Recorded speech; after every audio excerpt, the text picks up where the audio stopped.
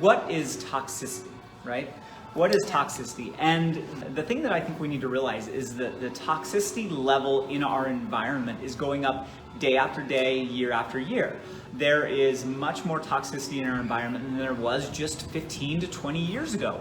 Take into account the GMOs that really became most popular in about 1996. This is when we started to really mass spray big fields with pesticides, herbicides that were not going to hurt the crop, but they were going to kill everything else around them. Well, that sounds great and makes sense, but then when you really think about where those toxins are actually going, they're going to go into the plant of the food or whatever that we're going to be eating. Worse than that is a lot of the glyphosate and things like this are water soluble.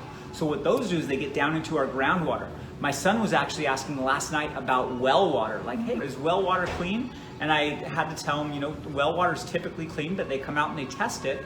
But the issue is we're seeing in most urban places, if people have wells, that we're seeing levels of glyphosate that are pretty high and not very safe for you.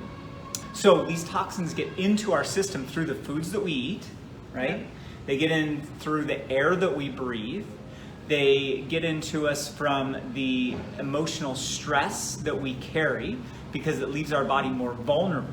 I oftentimes think, and I need to get a picture to draw this, but if you can picture a bucket, so there's a bucket, and that bucket goes in, the Big Mac that you had, but also the car accident that you had, all the toxins, all the stress, all the traumas that go into or happen to you actually go into that bucket, right? Yeah. And that bucket has a certain fill point.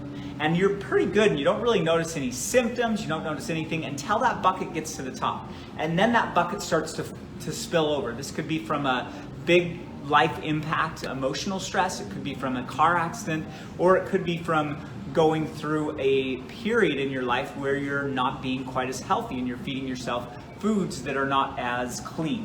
Yeah, and you just kind of get that feeling of, whoa, what's going on, type of situation. And when that bucket overflows, then we start getting signs of inflammation. So what are these signs? They can be aching joints.